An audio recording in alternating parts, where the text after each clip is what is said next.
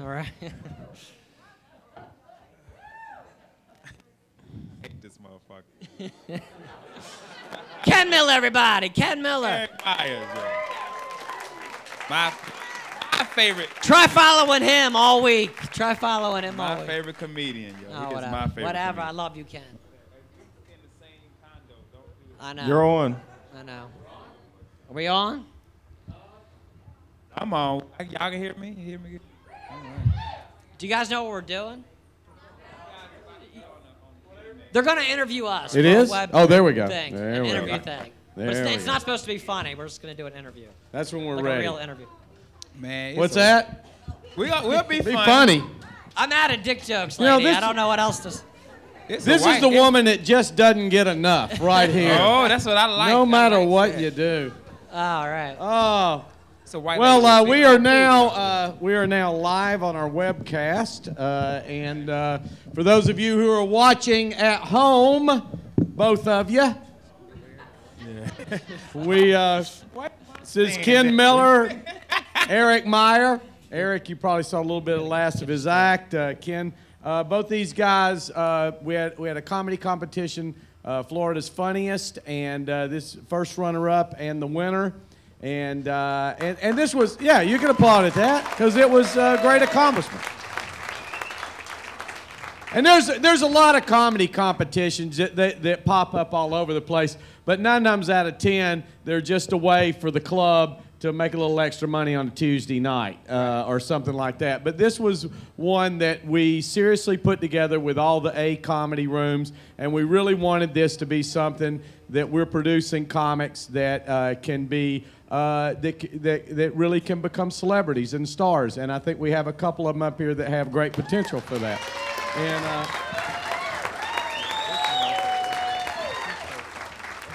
although Ken's mother never told him not to slouch. That's the only thing.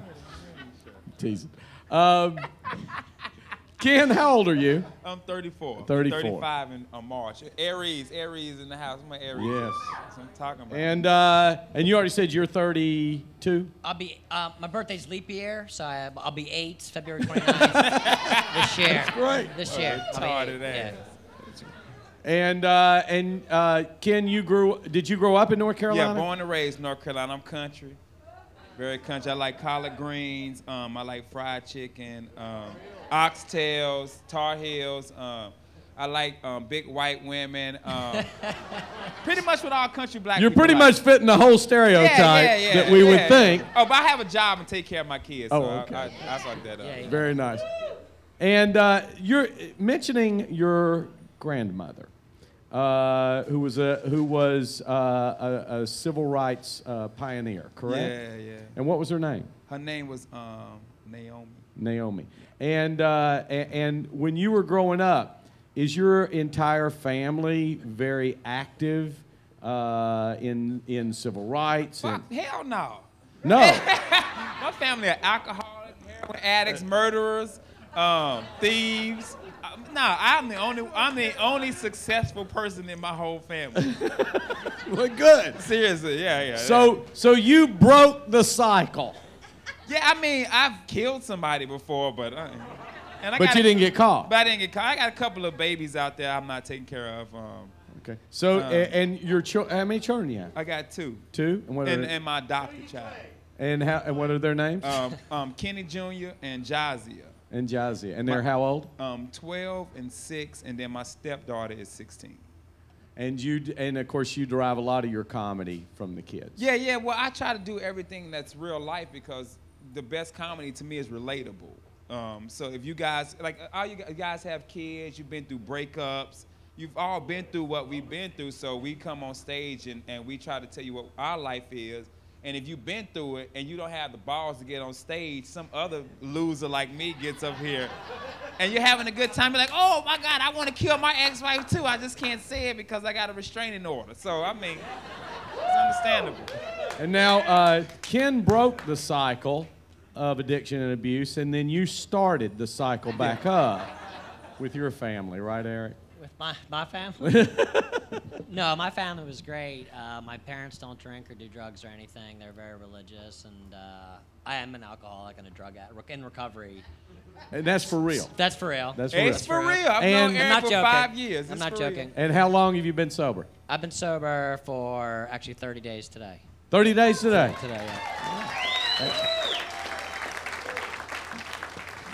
I was waiting for you to say an hour and a half. I've been sober for not in a row. 20 minutes. No, I have been so. You know, I started drinking when I was 18. I started doing drugs, and I started doing comedy when I was 18. And it's easy to get up here when you're drunk or you're messed up, Yes. and especially because I was a very shy person. But you know, it's hard being sober, but it got to the point where I didn't enjoy being on stage. I couldn't wait to get off so I could get drunk, and I didn't want that because this is my favorite. To me, this is the last, not to sound corny, but this is like the last true art form. Because you're the writer, you're the director, you're the star, you can say what you want, you can connect with people at a base level, and humor cuts through all the bullshit. Absolutely. It's all of us being human beings. It's not pretentious. It's not Muslim or black or white or man or woman. I mean, we all fart, we all trip, we all stumble over our words. We're all human beings. We're all just to the left of perfect, and that's what comedy is. And I got a lot of that from Richard Pryor sharing about his real life and being that fearless, and Sam Kinison and guys like that. And I come in here and I share about my life. And I have a lot of people in recovery come up to me after the show. I'm not exactly pro or anti anything on stage. I'm just being funny, but a lot of that is derived from real things that have happened. Now, you got into comedy when you were 18 years old. So Yes. Now, what about you, Ken? How old were you when you... 29. 29. And 29. so you probably, obviously, didn't have any type of jobs or career. Comedy was it right off the bat, right, Erik? I worked at Pizza Hut. Okay, you had no career. You had no life. And It was now- a lucrative career. I was in charge of breadsticks and moving up. Where the fuck my breadsticks at? Now, Ken, I ate them motherfuckers. did either one of you go to college? Yeah. Yes. I didn't. I did. In high school, I worked at a chicken and fish restaurant. Then I turned 18. I joined the military. I did 9 years in the military. Any bets? As I was in the military, I worked at Payless Shoes as well. My friends used to call me Al Bundy. And then once I got out of the military, I now do internet services for Sprint and phone service. Now, if you got Sprint, don't come up to me after the fucking show. I'm not fixing your goddamn phone. So don't ask me about that. And when you mentioned before, Erik, yourself about coming on stage and being having a buzz, boy, that's an awful term. Was there was there stage fright involved in that? It was fear. It was fear. It was low self-esteem. I never felt like I fit in. I never felt like I measured up to people. And alcohol kind of filled a void in me. And comedy can do that as well. It's like fame. It's a drug. It's that. It's that. Why would you get up here and need people to approve you or tell you you're funny? You know, there's Right. something missing on the inside. Well, so. it's you think about the closest example of that would be Mitch Hedberg, who was so, from my understanding, was so fearful of being on stage, had such great stage That's fright true, yeah. that the alcohol abuse, the drug abuse, kept him at bay from the audience. Yes. So you could deliver this brilliant material, and which is sad and great all at the same time. Yeah, I say that all the time. We take our pain and make it your joy. And that's what comics do. A lot of us, I'm not saying my self-esteem is low, but I grew up, I'm a very, like Erik, I'm a skinny kid too. I used to get picked on all the time. So comedy was my way of getting people to not laugh at me, but laugh at other shit. So I would get up there and make fun of myself and fun of people. And everybody was like, oh, he's so funny. But then that was my way of people to stop fucking making fun of me. And so after that, I was like, well, That's going in and out. what's wrong with the damn mic? Okay, there we go. Yeah, I like that. I know, cheap equipment. But that's how I got started. I mean, I've been funny my whole life. Like Erik, I'm the same way. I couldn't get in front of people that I didn't know. So the first time I got on stage, I took 85 coworkers. And as I'm about to get on stage, a comedian out of Orlando, Pedro Lima, was like, hey, drink something. It'll relax you.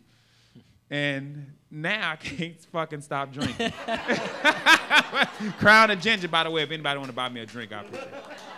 That was something that when my partner and I first started, you did a little bit, and then we realized early on two things. One, if we allowed ourselves to drink before shows, then we would never stop drinking because we were going to drink after shows.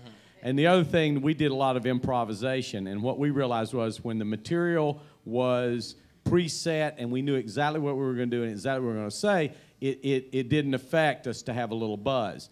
But when you were improvising or talking to the audience or got a heckler, something that threw us off our show a little bit, you were that half beat behind. You were that little step behind and not quite on it. So we were like, well, we'll only drink after the shows, and that way we're only half alcoholics. Yeah, and really good jokes are timing, too. You set the timing of a good joke, man, and when you hit that punchline and you get that audience that, because I tell people the greatest thing of all time is to have a group of people you don't even know to laugh in unison. That's true. It is amazing, you know. It's a great, especially for us, because our job is to make you laugh.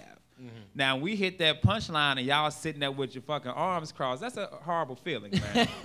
It's a fucking horrible feeling. Right. It is the worst. Bombing on stage is the worst. Bombing is the Jesus worst. Christ. It is the worst. Yes, it is. I've cried. And you have a 2-hour drive home, and you're just like, motherfucker. Fuck comedy, yo. I hate Sanford, Florida. I hate everybody. Yes, Sanford. I hate Sanford, too, yeah. Captain's Cove. Now, you've been doing... Captain's Cove. That's right. Never go to Captain's Cove in Sanford, Florida. Ever. And it is. It's the total high and low that you can imagine, without a doubt. It is. Without a doubt. And your emotions are erratic because your self-esteem is. If you have a good show, you are the shit. Whoa. You're looking at people after the show. You like, yo. Right, but you walk around the club like King Dick. You're like, looking at women. Your hot guys are high. When you have a bad show, you hide in that green room until the janitor leaves. Like you walk to that hotel. Hey, man, I had a show. It was so bad. Like I grew up a Def Jam. I'm not an urban comic, but I grew up watching Def Jam. So my dream was to host Def Jam. I did the audition. 7 minutes, not a fucking laugh. I'm talking about it was total silence. I was so bad they cut the music on. I get on stage, I'm in the back, I'm teary-eyed, just fucking crying. 7 minutes, the guy that runs Def Jam came with me and said, hey, man, it happens, yo. And I'm like, man, fuck Def Jam. I don't give a shit. 3 days later, did another show, same 7 minutes, and got a standing ovation. It's comedy. And that's comedy. And that's comedy, man. Can I tell a story? Yes, you can. My first time on stage. I love this story. Was at the University of Maryland, and I was 21. I was 18. I did it with my friend. I was 20. I did it by myself. When I was 21, I started May 10th, 2001. I was at the University of Maryland. I'm hammered drunk. It's the funniest college kid competition, and I go up second. And the first contestant is an 8-year-old child genius. Like Doogie Howser, like he was 8, but he was in college, and he went up and he is like baby Jesus. He's like PG rated. The crowd loves him. He is adorable. I go up and say every filthy, disgusting, offensive thing. His parents covered the kid's ears, escorted him out while I was on stage. I get booed off stage in front of all my friends and my family. That was my first time on stage. They had a clap off at the end, and when they were like, don't go back up there. And after that, I was like, well, it can't get any worse. And some of my friends and family haven't seen me since that day. And they're like, you're still doing comedy? And I'm like, yeah. I love that story. And they're like, do people laugh? And I'm like, no, not really. And that is the weird thing about stand-up comics. It was awful. As artists. And that is you went back, and most people won't get up here. I mean, I have great professionals that I know that are brilliant people, and they would rather climb a mountain naked with no rope than get up here on this stage. But the thing that I've always said about stand-up comics that I believe, and I tell comics at first want to get started in it and come take our classes or whatever, is they say, I want to be a professional. And I go, what you need to have is a very false sense of confidence. That's what you need. We all, I think as comics, You have to believe that you're much better than you are at every point along the way, or it'd be hard to get back up here. You believe that you're good even when you're really not that good. Oh, yeah, and that's the truth. Go to an open mic and watch some, like, new comedians, and they're up there just like, I'm the shit, and it's total silence in the room. But it's true, man. You have to have that confidence in yourself to keep doing it and keep doing it and keep doing it until you finally find your act or find that person who you are on stage, and then you can deliver the comedy. Yeah, let me ask you two guys the same question. When a lot of people start a career, they have a plan, they have a vision, they have kind of goals that are mapped out. Do you have that? Shit. Man, I got 2 kids. I'm divorced. My goal is sprint. Comedy don't pay enough for me to have a goal. I got into it for the simple fact is when I was a kid, I wanted to be a stand-up comedian. Like, when I was in high school, my biology teacher, instead of me doing a science project, I had to do 10 minutes of comedy. And it was just about my mama beating me or how fat my mama was, how ugly my sisters are. It was nothing. You know, I'm 14 years old. So I never got into it with the fact of, like, I'm going to be a great comedian. But then I just started getting better at it and better at it. And now I'm like, okay, well, in 10 years, I want to have a Comedy Central special. Now I have goals. 10 years, I want a Comedy Central special. At 12 years, I need to be in a movie. If I'm in a movie, I'm never fucking doing comedy again. And that's my goal. Once I get in the movies, y'all never see me on this motherfucking stage again. For real. Well, thank you very. What about you, Eric? When I was 6 years old, my parents were across the street playing poker with our neighbors, and HBO was on, and I went downstairs and sat on the couch, and Sam Kinison was on, and he was doing his first HBO special, 1986, and I saw that, and I said, that's what I want to do, and I don't give a shit about the money. I wanted that excitement, like the show is a rock con. To me, this is an art form, and if I can create and make people laugh, money doesn't mean shit to me. This is what I want to do, and nothing will stop. I don't have any kids, thanks, Jesus. Don't worry about that, Eric, because there'll be a management company that'll take care of that. Like, I need to go. I don't have any kids. Thankfully, no one wants to fuck me, so that helps. That's the reason there's managers and there's agents, because we don't know how to make money and handle money. They know how to do that. It's not the money, though, man. It's just not the money. And truthfully, and you don't make really money is. as a comic. You don't. You lose you money. Don't. You pay to drive 8 hours to Boston for $100. I tell people all the time, I would rather comedy. do a show in front of 500 people and kill it instead of do a show in front of 10 people and get paid. I would, too. I would take that crowd in a heartbeat. I mean, I'm saying, well, you know, I am getting really excited about the way y'all's answers at this point, because it's made me realize I have overpaid the two of you terribly. Okay. You have overpaid us terribly. The most money I've ever had in my entire life was $1,500. Ever in my entire life. I'm 32 years old. I won the funniest person in Baltimore in 2005. The next day, me and my sister went out and spent every cent of it. We went to the Cheesecake Factory, me and my sister Dawn. I bought $300 Ray-Ban sunglasses. I bought a whole new outfit at some fucking fancy-ass store in the mall, and this gay guy was what like... What you got on now? Gayer than this, dude. It had dragon pants, sequin shirt. It was awful. I had a diamond necklace. I looked like Flavor Flav. It was awful. I went to Cheesecake Factory, and I spent $1,500, and I was dead broke. I had the money Wednesday. I was broke by Friday, and that's the most money I've ever had in my life. I have a feeling you'll both make more money than you think. I hope so. I think so. He's got money. He's got a job. And to kind of piggyback off of what these guys have said about the thrill of doing this, the money doesn't matter. They're both very young, and but I feel old. Here's the thing about this art form I think that a lot of people don't realize is that it is. I don't know of anything else where a single person, one single individual, stands on stage in front of a group of people. And if it's working right, you are totally controlling that audience every step of the way. You are taking them on a journey, and you are making them laugh at the snap moment that you want them to laugh. And when that happens over and over again, it's an addictive power rush is what it is, but in the most positive way possible. But I write And- my jokes that way. I write the laugh I hope in my so. joke. Like, I write a sentence, and right at that point, I say, You this write is the word laugh? Yeah, I write this. They should laugh. And this is what I did. I did a Laugh in parentheses, exclamation. For real, the Tooth Fairy joke. The Tooth Fairy joke. When I wrote the Tooth Fairy joke, I handed it to another comedian. I said, I want to see if they laugh at each moment of that joke. And I'll be damned, everyone I hit, they laughed at. And I walked off. He said, dude, that was fucking marvelous. I said, I know. Ken was good. Ken was good from the get-go. I was, man. Joe. He was I good was. from the I get-go. was killing their ass. I sucked so bad for 3 years. Not me. I came out murdering. Jesus. I give a shit. But then Well, again, then I started late. I started at 29, so I've lived life. ain't late. When you 18, you ain't did shit but beat off it. But when you 29, That's all I do now, Ken. Let me tell you something. When you say that was late, that 29 Well, was as a late to a comic, crowd though. in Sarasota, Florida, they'll pistol whip you. But McCurdy, but as a comic though, 29 is late for a comedian. For a comedian, it's that's late. late. It's late. But I have been divorced, 2 kids. I've been to Bosnia. I worked in the White House. I traveled with the president.